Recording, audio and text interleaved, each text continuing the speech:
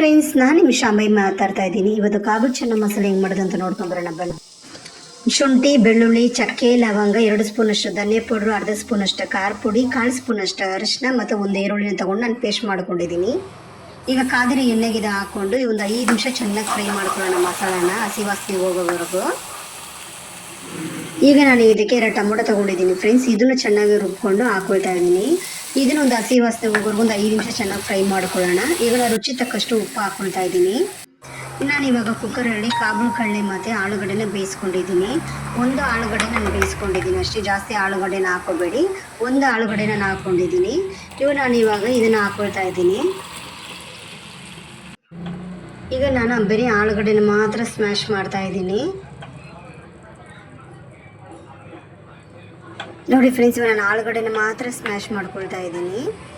ಆಲೂಗಡ್ಡೆ ಈ ಥರ ಚೆನ್ನಾಗಿ ಸ್ಮ್ಯಾಶ್ ಮಾಡ್ಕೊಳ್ತಿರೋದು ಏನಕ್ಕಂದರೆ ಗ್ರೇವಿ ಥಿಕ್ನೆಸ್ ಬರಲಿ ಅಂತ. ಟೇಸ್ಟ್ ಆಗಿ ತುಂಬ ಚೆನ್ನಾಗಿರುತ್ತೆ. ನೋಡಿ ಈ ಥರ ಸ್ಮ್ಯಾಶ್ ಮಾಡ್ಕೊಳ್ಳೋಣ. ಈಗ ಇದಕ್ಕೆ ನಾನು ಅರ್ಧ ಸ್ಪೂನಷ್ಟು ಗರಂ ಮಸಾಲ ಹಾಕಿ ಒಂದು 5 ನಿಮಿಷ ಚೆನ್ನಾಗಿ ಕುದಿಸೋಣ, ಗ್ರೇವಿ ಥಿಕ್ನೆಸ್ ಬರೋವರೆಗೂ. ನೋಡಿ ಈ ಥರ ಗಟ್ಟಿಯಾಗಿ ಬರಲಿ ಗ್ರೇವಿ. ಜಾಸ್ತಿ ನೀರಾಗಿ ಬೇಡ, ತುಂಬ ಜಾಸ್ತಿ ಗಟ್ಟಿಯಾಗೂ ಬೇಡ. ಇದಕ್ಕೆ ನೀವು ಪೂರಿ, ಚಪಾತಿ, ದೋಸೆ ಏನು ಮಾಡಿಕೊಂಡ್ರೂ ತುಂಬ ಚೆನ್ನಾಗಿರುತ್ತೆ. ನನ್ನ ವಿಡಿಯೋ ನಿಮ್ಗೆ ಇಷ್ಟ ಆಗಿದೆ ಅಂದ್ಕೊಂಡಿದ್ದೀನಿ ಫ್ರೆಂಡ್ಸ್. ನನ್ನ ರೆಸಿಪಿ ನಿಮ್ಗೆ ಇಷ್ಟ ಆಗಿದ್ದರೆ ಶೇರ್ ಮಾಡಿ, ಕಮೆಂಟ್ ಮಾಡಿ, ಫಾಲೋ ಮಾಡಿ. ಇವತ್ತು ನಾನು ಮನೇಲಿ ಪೂರಿ, ದೋಸೆ ಏನೂ ಮಾಡಿಲ್ಲ, ಚಪಾತಿ ಮಾಡ್ಕೊಂಡಿದ್ದೀನಿ. Thank you. Bye bye.